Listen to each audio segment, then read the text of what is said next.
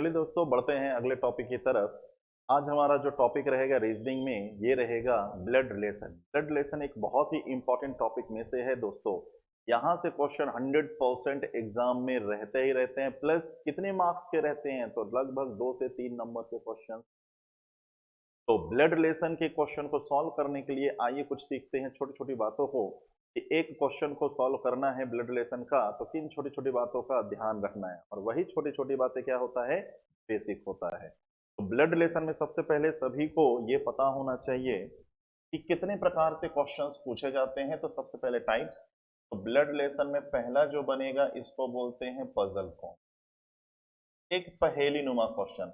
Theory में हमें पहेलियों के माध्यम से थ्योरी दिया जाएगा और उसमें उलझाने की कोशिश की जाएगी, लेकिन बिल्कुल नहीं उलझेंगे हम अगर हमारा बेसिक अच्छे से क्लियर रहेगा। दूसरा ना जो क्वेश्चंस बनेगा यहाँ पर, इसका नाम दिया गया कोडेड फॉर्म। कोडेड फॉर्म के क्वेश्चंस भी एग्जाम में ज्यादा बन रहे हैं और व्यापम के एग्जाम के पॉइंट ऑफ से ज्यादा बन रहे हैं। बाकी एसएससी में भी पूछे जा रहे हैं, रेलवे में भी पूछे जा रहे हैं। तो इस समय ध्यान रखिए, पजल फॉर्म कोडेड फॉर्म की इंपॉर्टेंस है ज्यादा। बाकी एक तीसरा पॉइंट भी है, इसको बोलते हैं पॉइंटिंग फॉर्म। इसको बोलते हैं पॉइंटिंग फॉर्म। पॉइंटिंग फॉर्म तस्वीर में ये किसी को इंट्रोड्यूस कर रहे हैं, किसी को इंट्रोडक्शन कर रहे हैं, तो एक लैंग्वेज के माध्यम से इंट्रोडक्शन किया जाता है। उस लैंग्वेज को समझना है, कितने रिलेशन है क्या है, और हमें क्वेश्चन का आंसर देना होता है। तो ये 3 प्रकार के क्वेश्चन दोस्तों सॉल्व करने होते हैं ब्लड रिलेशन में। अब ब्लड रिलेशन का जो बेसिक है, तो बेसिक ये है स्टूडेंट कि एक परिवार के सदस्यों को, 6 सदस्य हैं, 8 सदस्य हैं, 10 सदस्य हैं, तो जितने भी सदस्य हैं फैमिली मेंबर हैं, इन सदस्यों का family tree diagram, family tree diagram ये हमें बनाना सीखना होगा। परिवार में 6 सदस्य हैं, 8 सदस्य हैं, तो उन 8 सदस्यों में मम्मी पापा, उनके चाइल्ड, भाई बहन, कजिन्स, ठीक है, भांजा भतीजा, ये सारे रिलेशन कनेक्ट हो जाए तो वही कहलाता है ट्री डायग्राम। एक हल्का सा ट्री डायग्राम अगर देखें, जैसे ये मैरिड कपल, देन इसके ये चाइल्ड, ठीक तरीके से चाइल्ड, और प्लस माइनस अभी मैं बताऊंगा मेल फीमेल के लिए। तो ये ट्री डायग्राम ऐसे, फिर इनके चाइल्ड ऐसे, तो ये कहलाता है एक ट्री डायग्राम। तो पूरा का पूरा बेसिक यही है कि ब्लड रिलेशन में थ्योरी पढ़कर जो बच्चा ट्री डायग्राम पे कमांड कर लिया कि सभी सदस्यों का ट्री डायग्राम बनाना सीख लिया, लगभग लगभग ब्लड रिलेशन उसका कंप्लीट, लगभग 70 से 80% कंप्लीट। तो ब्लड रिलेशन में थ्योरी पढ़िए, क्वेश्चन को पढ़िए, क्वेश्चन को डिटेक्ट करिए, क्वेश्चन डिटेक्ट करने के बाद अगर आपको ट्री डायग्राम में अरेंज करना आ गया, 70 से 80% क्वेश्चन कंप्लीट। लगभग जो 20% जो आपके बच गए, उसमें हमें यही देखना होता किस किस टाइप से क्वेश्चन पूछे जाते हैं, इंडिकेशन क्या होता है, कैसे क्वेश्चन को सॉल्व किया जाता है, कितने पैटर्न्स के क्वेश्चन जो है बने सीख रहे हैं। चलिए आइए, तो यही एक है दोस्तों, ध्यान रखिएगा, इन्हीं के बारे में सबसे पहले हम डिस्कस करेंगे। तो आइए बढ़ते हैं। जिस तरीके से मैंने प्लस माइनस लगाया, तो पूरे ब्लड रिलेशन में ध्यान रखिएगा, मेल कैंडिडेट के लिए हम प्लस साइन असाइन करने वाले हैं, और फीमेल कैंडिडेट के लिए माइनस साइन असाइन करने वाले हैं। बस क्वेश्चन बनाने के लिए ये एक सिंबल। मेल कैंडिडेट जैसे कोई अल्फाबेट्स है, इस तरीके से मैंने प्लस लगा लिया तो समझ जाइए ये मेल कैंडिडेट है। कोई अल्फाबेट्स ऐसे मैंने माइनस लगा दिया तो ये फीमेल कैंडिडेट है। अगर अल्फाबेट्स नहीं है तो ऐसे साधारण हम डायग्राम बनाएंगे, प्लस मेल कैंडिडेट, देन इस तरीके से ये फीमेल कैंडिडेट। तो ये बस हमें क्वेश्चन सॉल्व करने के लिए सीधा सीधा बेसिक, मेल फीमेल को कैसे रिप्रेजेंट करेंगे। थर्ड वन वेरी इंपॉर्टेंट रहेगा, नाम से जेंडर डिसाइड नहीं हो, नाम से जेंडर नहीं, मतलब ऐसा नहीं कि हमेशा नहीं होगा, अगर सीधा सीधा नाम है, आगे चलकर लैंग्वेज में उसका स्पष्टीकरण नहीं है, क्लियरिफिकेशन नहीं आ रहा है, तो नाम से जेंडर डिसाइड नहीं करेंगे। इसमें भी एक एग्जांपल समझ लीजिए तो क्लियर हो जाए कि जैसे मैं यहां पर लिख दूं कि रवि विजय के पिता, तरीके से अगर मैं लिख दूं कि रवि इज फादर ऑफ विजय, रवि विजय के पिता हैं। अब सिर्फ इतना ही लैंग्वेज हमें दे, एक ही लाइन का सेंटेंस है। अब इसके बेस पर आपसे पूछ लिया जाए, बताइए विजय रवि का कौन है, विजय रवि का कौन है। तो विजय नाम सुनकर, और आगे कोई लैंग्वेज है ही नहीं, तो विजय नाम सुनकर ये नहीं समझ लेना है कि विजय है तो ये तो लड़कों का ही नाम होता है, तो विजय रवि का पुत्र ही होगा, ये कहना यहां गलत। तो वही मैंने कहा कि नाम से जेंडर डिसाइड नहीं करेंगे। आगे चलकर लैंग्वेज लिखा होगा जब कि विजय इनके भाई हैं, तब विजय भाई हैं, विजय किसी के पुत्र हैं, तब जाके स्पष्ट हो जाएगा। तो सिर्फ क्लैरिफिकेशन नहीं मिलेगा तो नाम से जेंडर डिसाइड नहीं कर लेना कि ये मेल है, विजय है। ऐसे मैं बोल दूं रवि रानी के पिता हैं, रानी के पिता हैं, तो अगर ऐसा भी मैं नोट कर दूं, मैं कहूं कि भाई बताओ रवि रानी के पिता हैं, तो रानी कौन हुई रवि की। तो रानी सुनकर ये नहीं समझना कि फीमेल कैंडिडेट है, पुत्री ही होंगी, तो ये भी कहना गलत। तो क्लेरिफिकेशन जब तक पूरा ना मिल जाए तब तक नाम में सुनकर आप जेंडर डिसाइड नहीं कर लेंगे। यहां देखिए क्लियर है, रवि तो पेरेंट्स में है, पिता है, ठीक है, इनका नहीं पता, ठीक है, तो इनका नाम से हम जेंडर डिसाइड नहीं कर लेंगे। तो वही लिखा गया है कि नाम से जेंडर डिसाइड नहीं कर लेना जब तक उसके बारे में पूरी जानकारी ना मिल जाए। चलिए, तो ये कुछ पॉइंट हमने समझ लिया, मेल फीमेल और नाम से जेंडर डिसाइड नहीं कर लेंगे। आगे बढ़ते हैं कि मैंने आपसे कहा कि एक फैमिली ट्री हमें रिप्रेजेंट करना है, तो फैमिली ट्री रिप्रेजेंट करने के लिए आइए सीखते हैं एक tree diagram.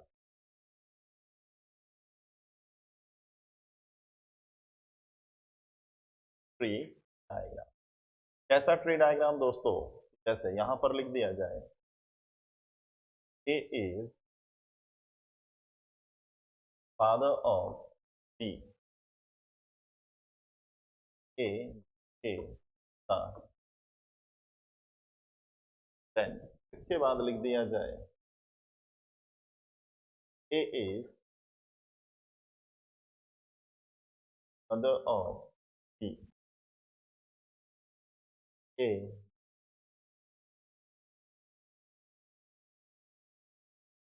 Third one is A is son of A, B के पुत्र हैं। और फोर्थ नंबर में हो जाएगा ए इज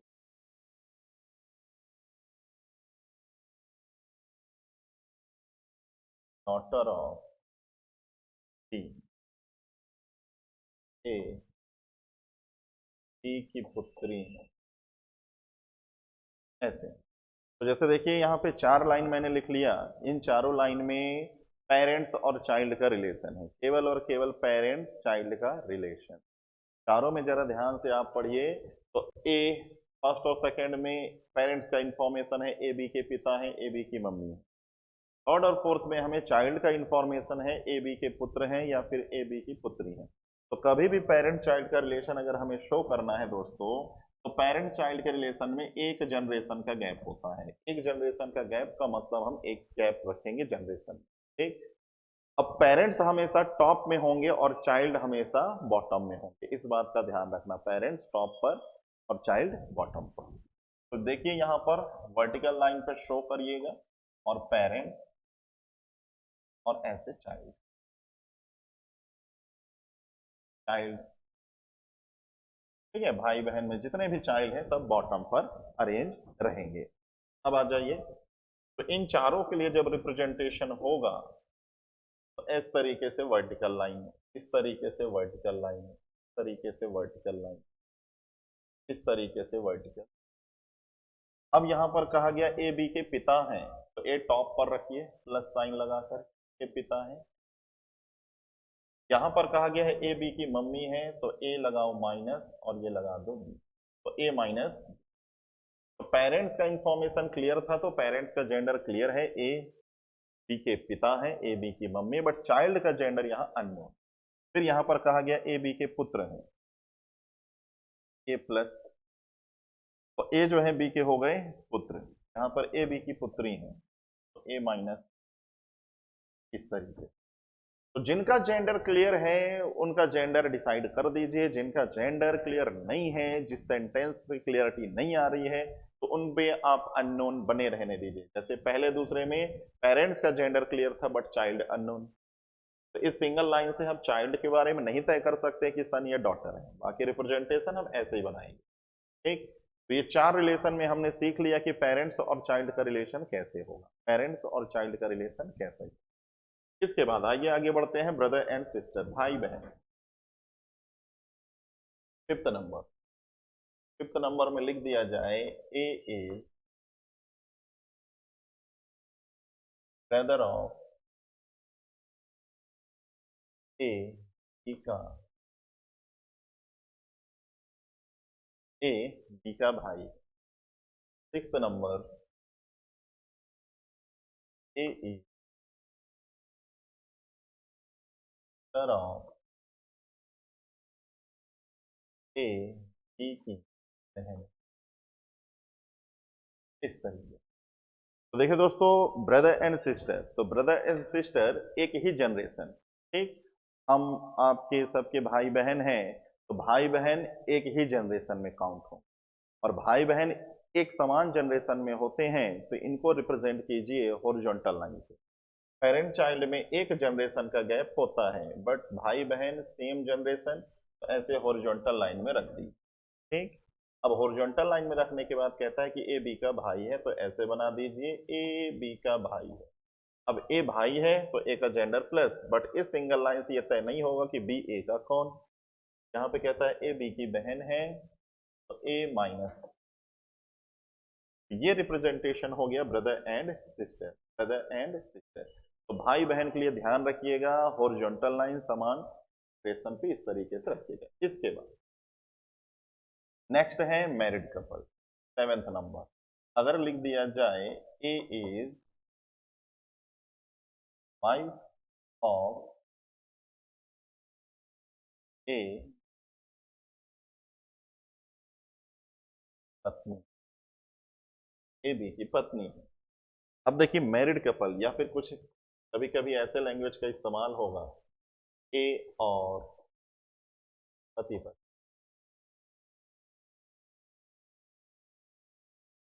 या लिख दिया जाएगा ए और बी, विवाहित।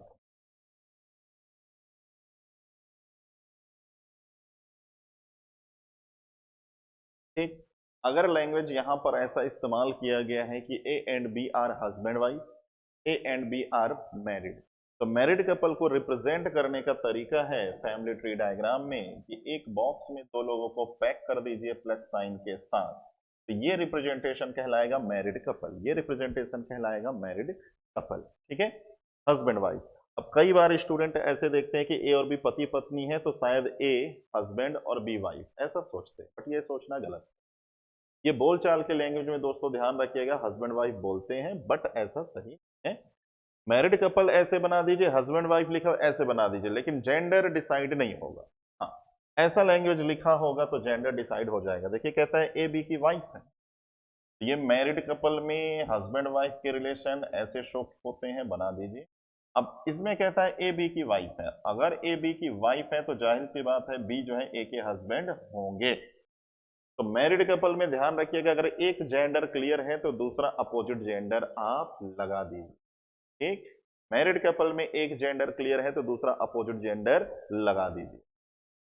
चलिए, तो ये हो गया 7 बेसिक पॉइंट, और इन्हीं 7 बेसिक पॉइंट के बेस पर हम और आगे बढ़ेंगे। ठीक है, पेरेंट चाइल्ड का रिलेशन देखा, ब्रदर सिस्टर एंड मैरिड। अब जैसे ही मैरिड, ठीक है, जैसे ही विवाह हुआ, तो विवाह होने के बाद और भी रिलेशन बनेंगे जिस पर हम इन लॉ लगाते हैं, इन लॉ। तो आइए एक एक करके इन लॉ वाले रिलेशंस भी सीख लेते हैं।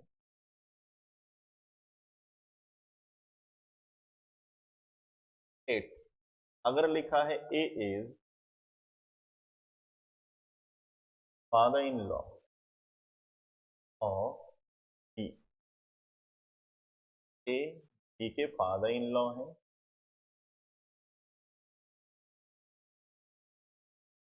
Ninth number, A is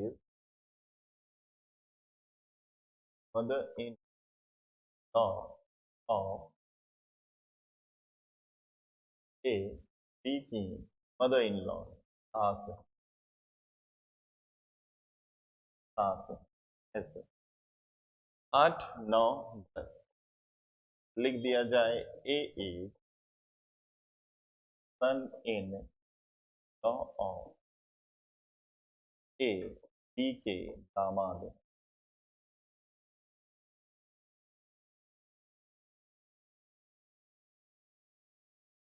then A is daughter in law of B, A B की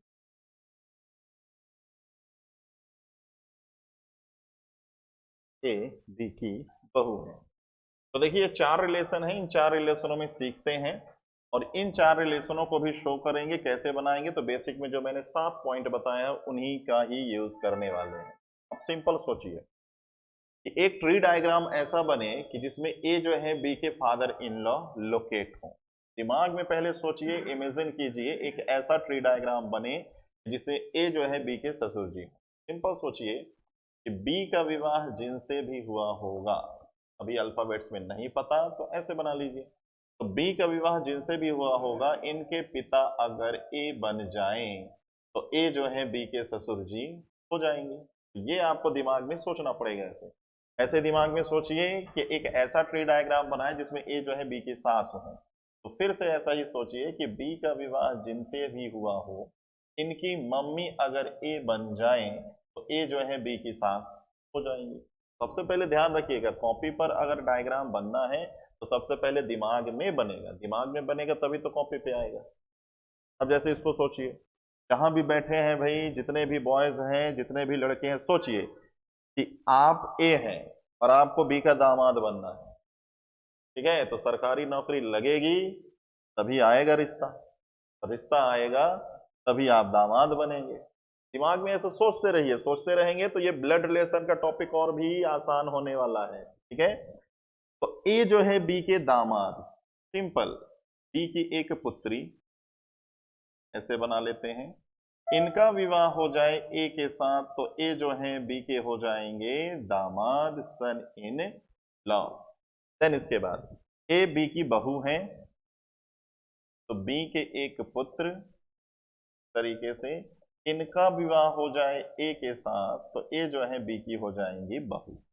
तो ये सब चीजें ध्यान रखिए, थोड़ा सा प्रैक्टिस वाली चीजें हैं, दिमाग में इन सब चीजों को रखिए और प्रैक्टिस कीजिए। तो ये जितने भी पॉइंट मैं बता रहा हूं यही है ब्लड रिलेशन का बेस। इस बेस को अगर आपने अच्छे से कैच कर लिया, अच्छे से समझ लिया, अच्छे से इस पे कमांड कर लिया तो किसी भी टाइप का क्वेश्चन बन जाएगा। तो मैंने क्या कहा, ब्लड रिलेशन के क्वेश्चन सॉल्व करने हैं तो ट्री डायग्राम बनाना चाहिए, यही ट्री डायग्राम में सिखाना।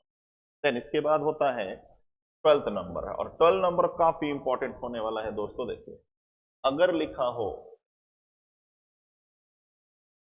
ए is brother in law of, लिख दिया जाए ए बी के, अब हिंदी में भी इसका लिखा होगा ब्रदर इन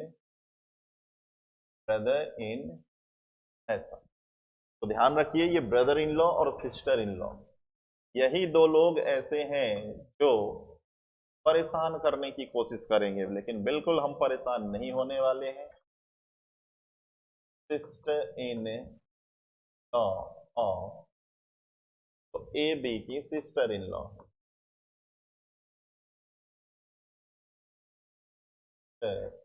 इन लॉ, तो ए बी के ब्रदर इन लॉ हैं या ए बी की सिस्टर इन लॉ है। तो सबसे पहले हिंदी का मतलब जानिए दोस्तों कि brother in law Hindi English से एक समान, और ब्रदर इन लॉ में 3 रिलेशन होते हैं। तो ब्रदर इन लॉ अगर कहा गया है तो जीजा जी के लिए भी रिप्रेजेंटेशन होता है, खाले साहब के लिए भी रिप्रेजेंटेशन होता है, देवर के लिए भी रिप्रेजेंट होता है, तीनों के लिए ब्रदर इन लॉ चलता है। और ऐसे ही सिस्टर इन लॉ, तो सिस्टर इन लॉ में समझे रहना फर्स्ट प्रेफरेंस हमेशा हम देंगे भाभी। लेकिन ध्यान रखिएगा साली हैं, इनके लिए भी सिस्टर इन लॉ, के बाद ननद हैं, इनके लिए भी सिस्टर इन लॉ। तो ब्रदर इन लॉ और सिस्टर इन लॉ में 3 रिलेशन होते हैं, ये आप समझे रहिए। अब मैं 3 डायग्राम बनाऊंगा। ये brother in law, sister in law, ध्यान रखिएगा 3 रिलेशन। बट हमेशा ध्यान रखिएगा कि पहला प्रेफरेंस कभी भी ब्रदर इन लॉ लिखा हो तो आप जीजा जी, सिस्टर इन लॉ लिखा हो तो भाभी, ये मानकर आगे बढ़िए। लेकिन दिमाग में इतना सेट किए रहना कि ट्री डायग्राम में ये लोग दूसरी जगह भी जा सकते हैं, इसलिए ब्रदर इन लॉ और सिस्टर इन लॉ। बाकी कोई नहीं, फादर इन लॉ है तो एक ही कैंडिडेट है, फिक्स है ट्री डायग्राम में। Father in law, son in law, daughter in law, mother in law, ये ट्री डायग्राम में एक ही जगह फिक्स है। लेकिन ये लोग भटकते रहते हैं, इसलिए बच्चे यहीं पर ज्यादा फंसते हैं। तो ट्री डायग्राम की कमांड रहेगी तो बिल्कुल कहीं फंसने की कोई गुंजाइश नहीं है। तो ए जो है बी के ब्रदर इन लॉ, देखिए इस तरीके से सबसे पहले मैं ट्री डायग्राम बना लेता हूं, फिर एक एक करके इसको समझिए। जैसे ये पहला नंबर बना लिया मैंने, देन ये बना लिया मैंने, और ये रहा तीसरा डायग्राम। ये प्लस, माइनस, ये माइनस, ये। तो देखिए दोस्तों, समान जनरेशन भाई बहन के लिए तो बी की सिस्टर और सिस्टर का विवाह ए के साथ हुआ तो ए जो है बी के हो गए जीजा जी। ये पहला वाला ब्रदर इन लॉ किसके लिए यूज किया गया, जीजा जी के। दूसरा देखिए मैरिड कपल, तो बी की वाइफ, बी की वाइफ, वाइफ के भाई, वाइफ के भाई, तो वाइफ के भाई होते हैं साले साहब, ठीक। ये ब्रदर इन लॉ कहलाए साला। Then married couple, husband, husband के भाई कहलाएंगे देवर, और ये ब्रदर इन लॉ हुए देवर वाले। तो कहता है कि ए बी के ब्रदर इन लॉ है, तो ए बी के ब्रदर इन लॉ ऐसे भी बना सकते हैं, ऐसे भी बना सकते हैं, ऐसे भी बना सकते हैं, ठीक। बट मोस्ट ऑफ प्रेफरेंस आप यही वाला ब्रदर इन लॉ लेकर आगे चलें, हो सकता है फिर आगे वो फिट हो सकता है, इसका आप ध्यान रखिएगा। ऐसे ही यहां पर कि ए जो है बी की सिस्टर इन लॉ है, तो ए बी की भाभी है, सेम इसी तरीके से रिप्रेजेंटेशन, बी के ये भाई हैं, समान जनरेशन भाई बहन के लिए, तो बी के भाई और भाई का विवाह ए के साथ हो जाए तो ए जो है बी की भाभी हो गई।